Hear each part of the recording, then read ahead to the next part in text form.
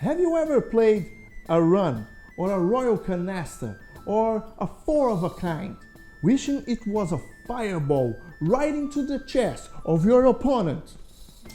Well, today might be your lucky day, because in Dungeon Rummy, it's almost what you do, but your opponents are monsters that you are trying not to wake them up. So, join me at the table to learn how to play Dungeon Rummy.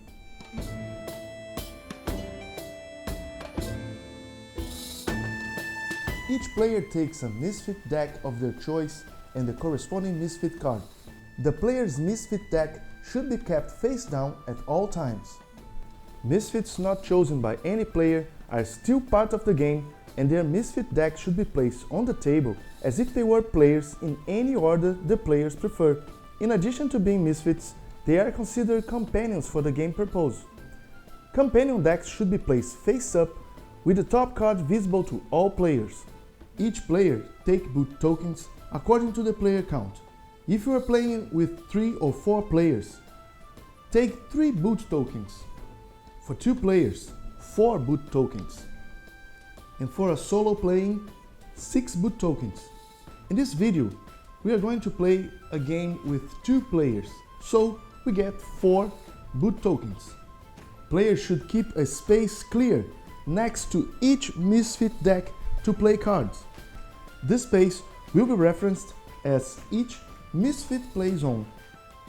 Shuffle the boss deck and set aside 1 card face down. The remaining cards can be returned to the box. Then shuffle the medium monsters, select one and place on top of the boss card. Return the other medium monsters to the box. Then shuffle the easy monsters, select 2 and place face down on top of the medium monster, and return the other to the box. This is the enemy deck that you're going to face in this game. This is the setup for your first game. In future games, you can choose the difficulty following the table at the end of the rulebook. Keep the enemy deck within reach of all players. Reveal the top card to unveil the first enemy in play. Make sure there is enough space next to it to keep cards played. This space is called the graveyard, an area where players discard their cards. Shuffle and stack the treasure tokens. Keep them face down within reach of all players. Make sure there is enough space next to the stack for drawn tokens to be displayed. This space is called the loot zone. The game is played in a series of rounds, starting with the first player and proceeding clockwise. Each round consists of the following phases: monster attack, draw phase, action phase, and discard phase. In a game with less than 4 players, for each companion round, resolve only the monster attack phase. Rounds are played until the boss is dead and the game is won, or a Misfit dies and the game is lost.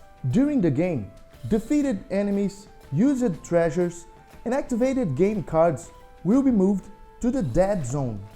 Each player draws 7 cards from their respective Misfit deck. The first player is the one who most recently made a regrettable decision, upon confession and voting off the table. At the beginning of each Misfit turn, perform the attack of the current enemy in play. It deals damage and the effects indicated on its card in the top left corner. Place the equivalent amount of damage tokens on the attacked Misfit.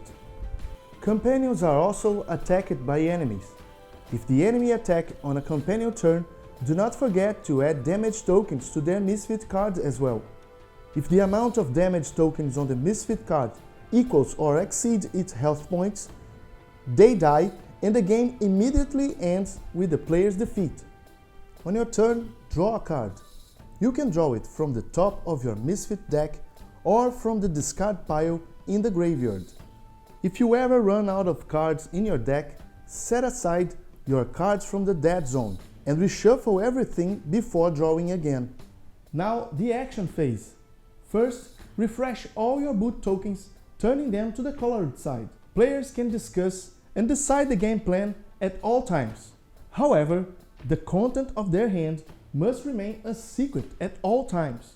A player can say, I wouldn't be mad if Lily plays a 4 or a 7, and I think I might have something for Bob's playzone.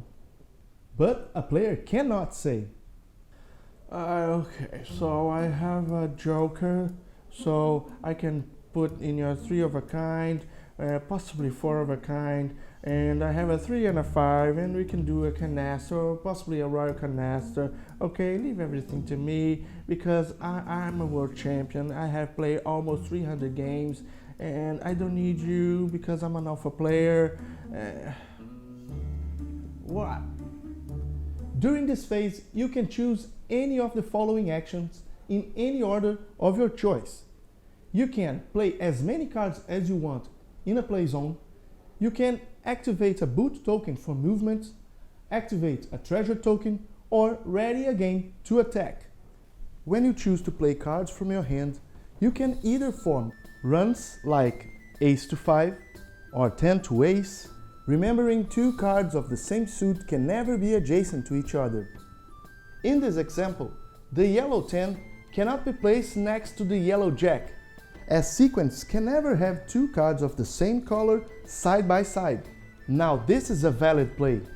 Or you can play sets.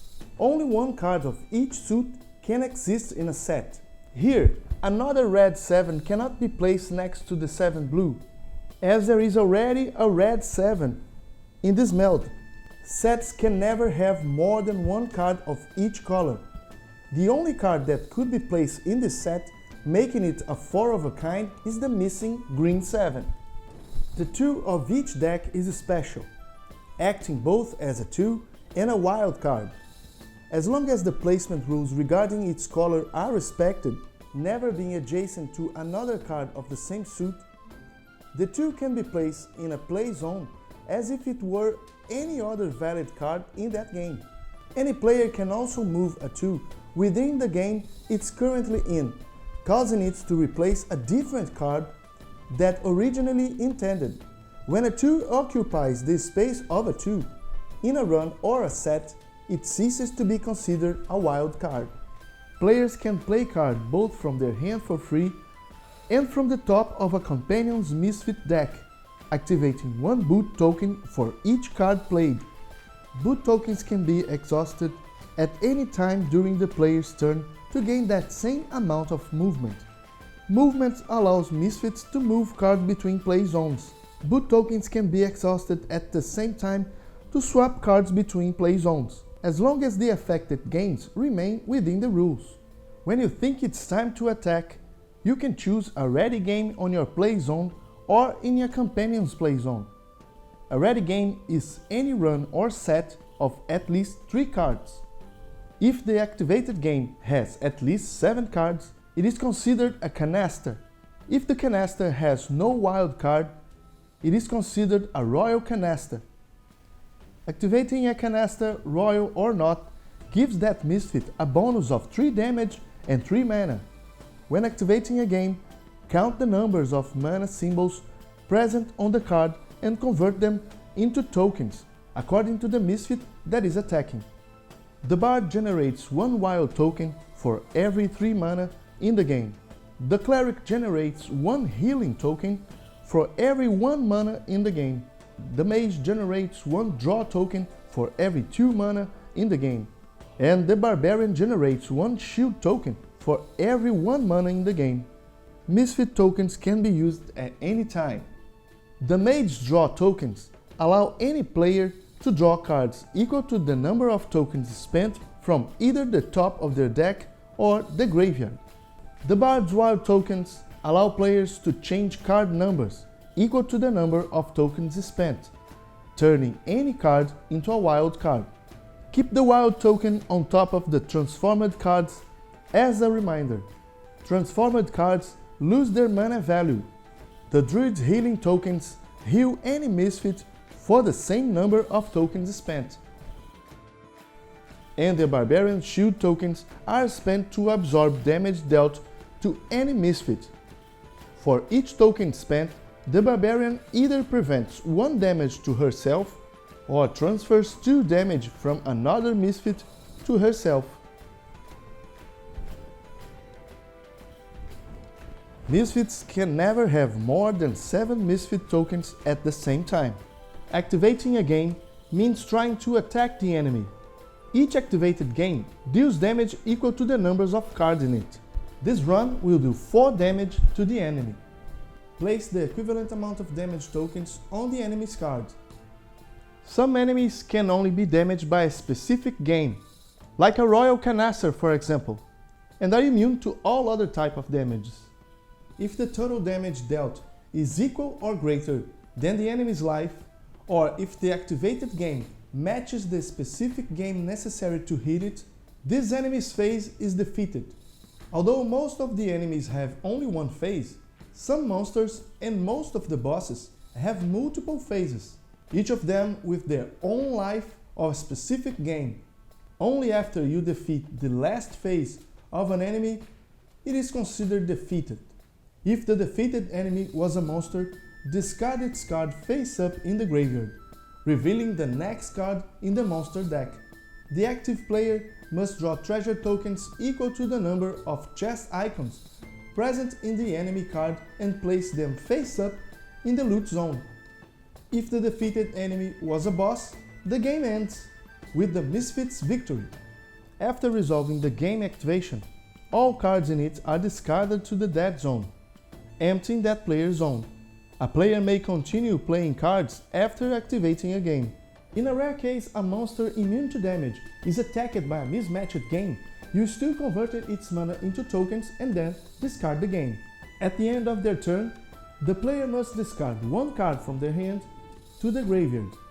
If when discarding cards, the graveyard have 7 or more cards, distribute 7 damage among all Misfits and move all cards from the graveyard to the dead zone. At the end of your turn, regardless of whether you discarded a card or not, if you are out of cards in your hand, you draw 7 cards from your deck. For a companion Misfit turn, just activate Monster Attack. At the end of the manual, you can check every monster icon and its effects. The game can end in 2 ways. If a Misfit or more dies, and they can die by taking too much damage, as much as written on their card, or by running out of cards in their deck and not being able to draw cards in their next turn. If that happens, the game ends in defeat for all players, or defeating the boss, in which case the game ends in victory for all players. Well, these were the rules for Dungeon Rummy. I wish you the best of luck in your adventures.